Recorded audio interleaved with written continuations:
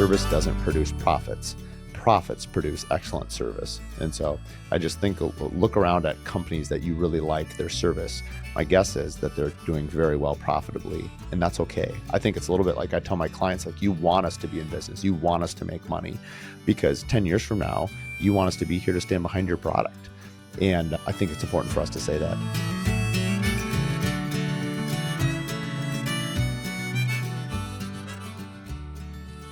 Welcome to Curious Builder Podcast. I'm Mark Williams, your host. Today is our Thursday Q&A session, and we missed last week because I was sick and lost my voice, and nobody wants to hear that, not even me. So I thought I would continue on with a bunch of quote reactions. There was, I think last episode, I had just reacted to a number of my favorite quotes. Whenever I read a book or I hear a zinger, I usually write it down. I have a lot of them, and they come out, a lot of in my analogies and sales presentations are just buried in there, and they come out in the most unexpected times. And I feel like the reason quotes resonate with me, actually back in college, I used to send out a quote of the day via email back in like 1999, 2003, somewhere in that 4-year window. And I had a list of people that I would just send quotes to. I don't even know if they wanted to get them. And then I remember I stopped, and then people started saying like, hey, how come I don't get my daily quote anymore? So anyway, I've always loved quotes. They've always kind of just stuck to my brain. So one of the ones that came to mind was, service doesn't produce profits. Profits produce excellent service. And this actually, I've proved this to be true in observation a couple of years ago. I think if we think about our best clients, and I've asked this to a number of builders and remodelers, and I think just business owners in general, that their best clients are the ones that they not only service the best and get the best treatment, but they're also the ones that they did the best on margin wise, or quote, made the most money on. And it's kind of an interesting dynamic. The client that the builder does financially the best on shows up to the job site with a little bit more pep in their step. They show up with a better attitude. They're willing to give more during the build as well. When the little ticky-tacky things come up, you're more likely to say, you know what, I got this. And it's kind of this interesting cycle. I think sometimes we think of like a negative cycle, like a tornado. Like once it gets caught up, like it just keeps grabbing more and more stuff. But I think you can have a positive tornado. I think like they just keep adding up to a better and better experience. And I've proven this to be true a number of times, where some of my best clients are the ones that we did very financially well on, and they were even happier. They're our super fans. And I think it's because of a number of things. One is it really starts, I think, in the very beginning, that the client realizes that you're a human being and a person. And yes, you're a business, and they understand that they're paying for a service, and that's fine. But they also realize that they want good service. And the clients that really try to beat you up on price and really try to negotiate super, super heavy on the front end, they are always disappointed with the level of service. And I'm not saying it's all their fault either. Maybe as the owners and the entrepreneurs in the group, we need to stand a little bit more firm. And I think it goes back to identifying your ideal client. And again, not every single client is going to be your best client. It just can't. Otherwise, there'd be no bad clients. It'd all be great clients. And I think it's just the relationship. What do you expect out of it? And some clients just want a black and white relationship. They just want their house built. They don't need a bunch of touchy-feely interactions. They don't want to be invited to your Christmas party. They don't want to get letters. That's fine. That's honestly, that's not who I am. So I don't think that's ever going to really be a thing, because I think the way I like to build, and the way that, I guess what interests me about building a home, is the relationship and is the intimacy that you get knowing this couple or their families. And just the other day, we built a home 10 years ago. We went to the graduation party, and I got to bring my 4-year-old, or I guess he's 5 now. I got to bring my 5-year-old. And I'm like, 5 years before you were even born, buddy, like I built this house for this amazing couple, and their kids were your age. And so it was really fun to kind of have this continuity. You don't have that with every client, but it does make it really special. And I think you can just give more of yourself. And I think it really goes to the kudos to the clients that match up with the right builder, and they understand that, hey, it's okay to ask for a discount, or it's okay to ask for a concession in certain things. But someone that expects the lowest price, but also the best service, I mean, that's like that classic three-legged stool: price, quality, and speed. Pick two of them, but you can't pick three. And so I think that's a little bit like service. And so anyway, I really appreciated that. You look at companies that do very, very well, they kind of have like a company policy, like return. I'm thinking of like, let's say Patagonia or Rolex or some of these high-end brands. I don't know, but I'm guessing that most of them have a return policy that's very good, because they know that they probably, a lot of their clients are not going to return stuff, but two, even if they do, they want them to buy again. And so many companies make it so hard to return anything or to have any sort of good service that you're immediately turned off. And I think that really the companies that really get it understand that once you have a client, keeping them happy is paramount. I probably, to my own detriment, I do love marketing, and I spend a lot of time thinking about creative ways to market, and I enjoy it and I'm good at it. But I had a project manager years ago, and he had worked for another company, and their only sales tool was to keep their clients happy no matter what. And I'm not saying it's wrong. It's actually, I could probably do a little bit better job of just whatever it takes to make the clients happy. The only problem I don't like with it is it sort of parallels a little bit of this concept of perfection, or the client is always right. I feel very strongly that that is not true. And honestly, there's very few absolute statements, just like in general. And so I think it's the absoluteness of it. Like they're always right. Like that's clearly not the case. I think we all need some humility. I'm wrong plenty of times. And like, so are our clients. That's okay. You don't have to be right all the time. I think this idea that everyone is right all the time is obviously not true. So why are we sticking to it? Anyway, we've gone away from that quote a little bit. So I think you can service your clients a little bit better. That quote again was, service doesn't produce profits. Profits produce excellent service. And so I just think, look around at companies that you really like their service. My guess is that they're doing very well profitably, and that's okay. I think it's a little bit like I tell my clients, like, you want us to be in business. You want us to make money, because 10 years from now, you want us to be here to stand behind your product. And I think it's important for us to say that. This quote is kind of funny. Work on the dock while the tide is out. I think every business has a hard time with this. I know I've struggled with this. When you're really busy, when the tide is in, the water's high, floating all boats, like you just have you've got a lot on your plate. You are managing everything, and it's not really time to work on the business, because you've got all these clients and you've got all these relationships you're managing, and you're trying to get them all successfully to the end. But building is a very cyclical business. There's ups and downs, hopefully not ins and outs. You don't want to be in and out of business, but there are definitely ups and downs, especially in construction, as we all know, in any business, frankly. And then when things are really slow, like for me last year, things were extremely slow last year. And it's like at that point in time, it's a great time to, quote, work on the dock while the tide is out. Like business is slow. You can work on operations. You can work on SOPs, all of those things. The problem for me is twofold. One is those things just cripple my creativity. I want to be selling. And really from the standpoint of my small company, like if I'm not selling, the company is going to have a very dark future.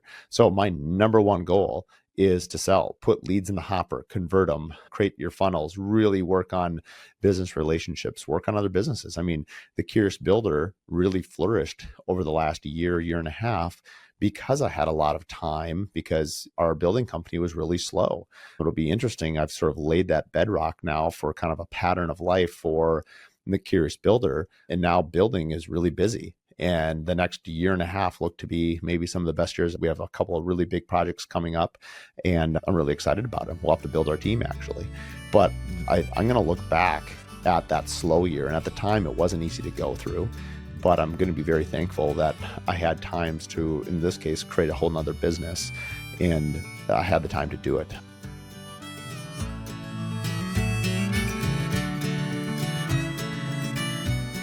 This episode of The Curious Builder is brought to you by Olive & Vine Socials. If you're a builder, a designer, or an architect looking to grow your brand without dancing on TikTok or spending your whole life on social media, listen up. Olive & Vine Socials specializes in Pinterest marketing, blogging, and email strategy for luxury home brands. They help you turn your beautiful work into a strategic SEO-driven content that drives real traffic and connects you with your ideal clients without burning you out. Ready to grow smarter and not harder? Visit oliveandvinesocials.com and tell them the Curious Builder sent you.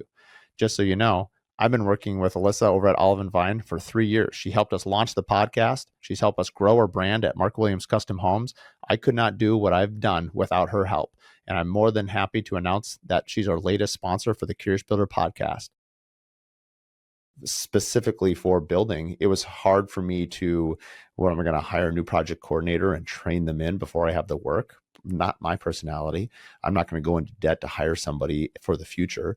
Now, I think if you get a couple of really big jobs coming up the line, you have to, like, I guess what I can just speak for what we did.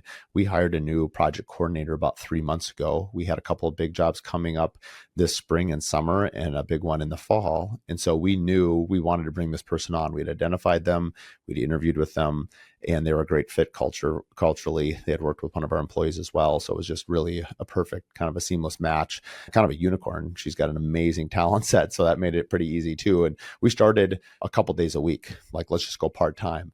Well, within like 2 weeks, it was just like, oh man, the amount of work she was taking off of everyone else's plate was amazing. So we're like, oh yeah, you got to go full time. And I had to figure out on our end how to make sure we can make our payroll every month.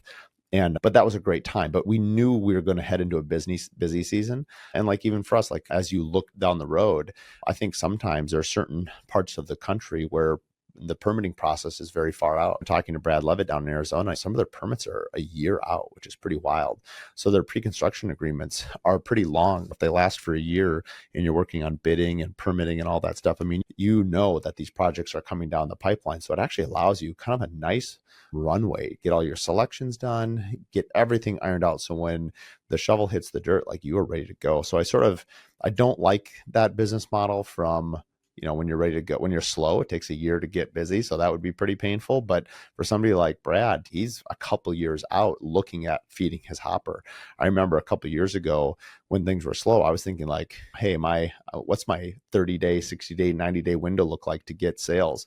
And he was like, this was in 2004 or 24. And he was like, I'm really looking at 2027 and 2028. I was like, I am so not there right now. I am looking at the next 3 months, not the next 3 years. But it is cool. I think as you scale up your business, you can think more long term. But anyway, I do like that quote. I think it's a good one. Work on the dock while the tide is out. I haven't proven it to be successful, but I do think it's wise. And so I think the real answer is always sort of be working on the dock, always be working on your business. I know for me, the thing that works probably the best is making sure that I'm time blocking. If I'm not time blocking on specific tasks, they just don't get done. And in some ways, I think a simpler or less on your to-do list is going to be better. You'll probably go further. And it's hard for somebody like me, where I just have so many ideas and so many things I want to do, like all entrepreneurs we do. But I think the real effort is, how can I get rid of meetings? How can I get rid of tasks and either delegate them or simplify them and really figure out, like, what are your key metrics and your key things that you want to move? So anyway, I think that's enough for that. The overachiever lane is never full.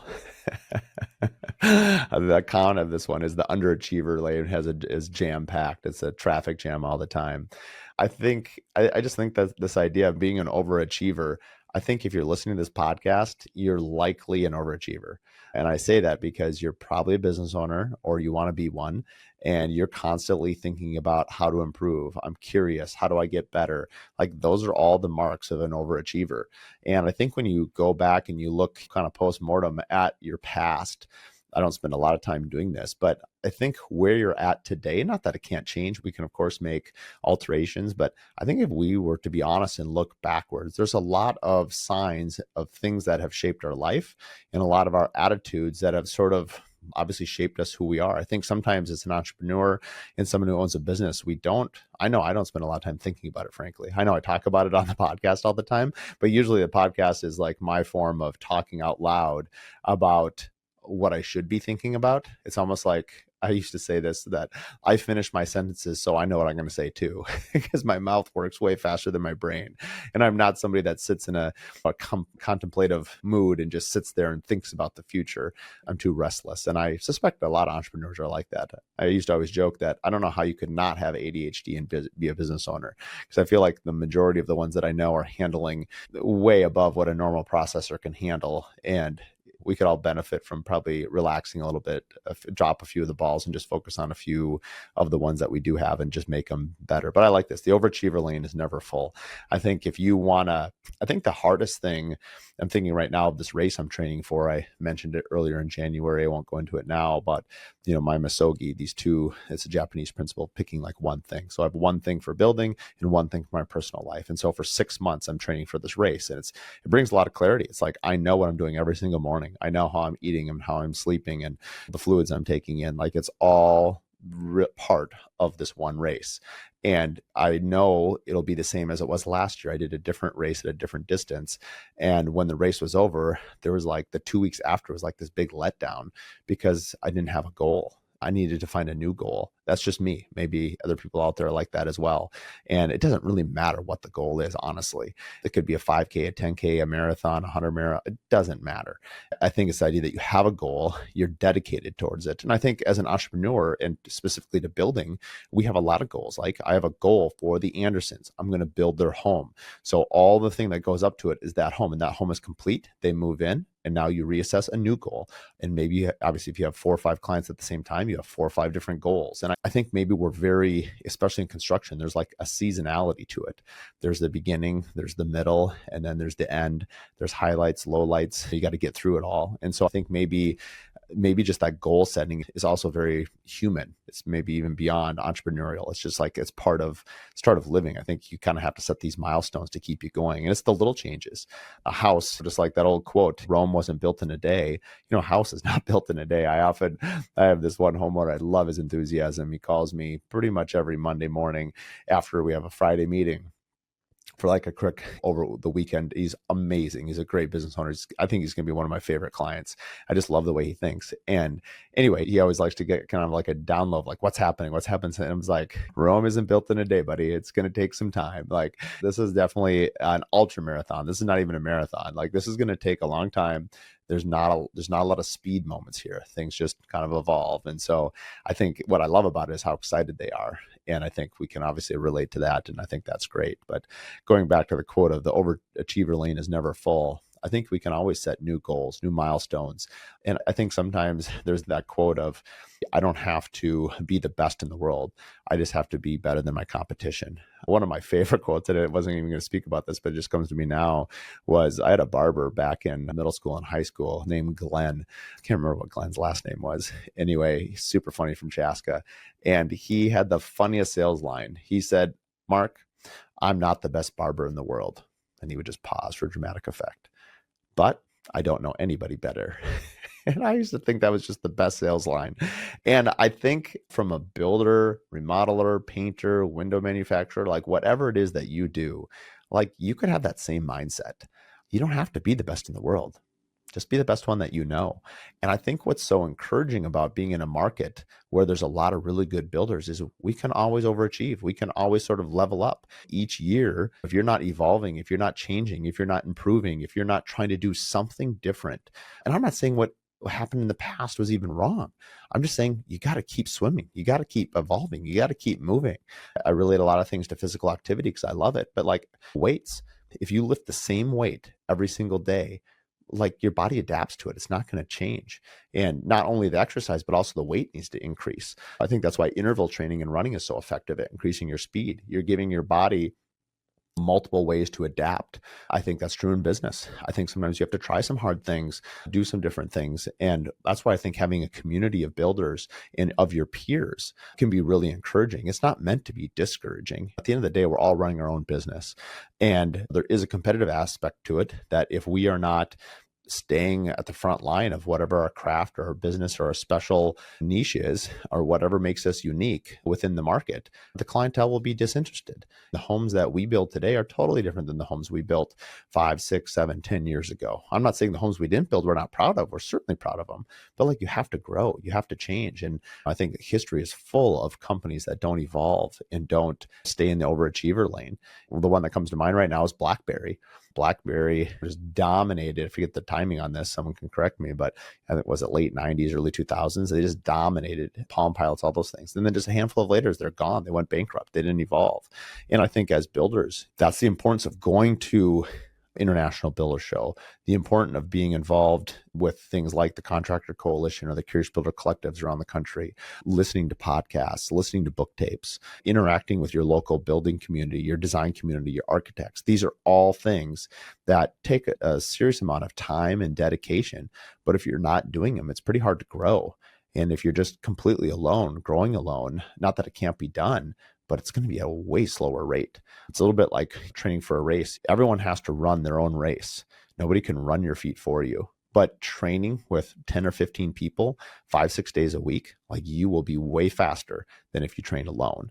I think the same is true in business. If you train, if you evolve together, you will all have better businesses together as well. Thanks again for tuning in to the Curious Builder podcast. Mondays are 1-hour episodes with builders, architects, designers from around the country. And Thursdays are Q&A. If you have a question, please hit us up on Instagram, DM us, or send us an email. You can find more information at curiousbuilder.com. We've had the podcast almost 3 years now, and we have a consulting page, one-to-one consulting. You can book my time for 1 hour. Perhaps you've heard a guest where you like one of the topics. Maybe you want an introduction to some of the guests that I've had on. Perhaps you want to talk about branding or marketing or anything that we've covered on the podcast over the last 2.5 years. You can book a time at curiousbuilderpodcast.com. Thanks for tuning in to the Curious Builder podcast. If you like this episode, do us a favor. Share it with 3 other business owners. The best way that we can spread what we're doing is by word of mouth, and with your help, we can continue to help other curious builders expand their business. Please share it with your friends, like and review online, and thanks again for tuning in.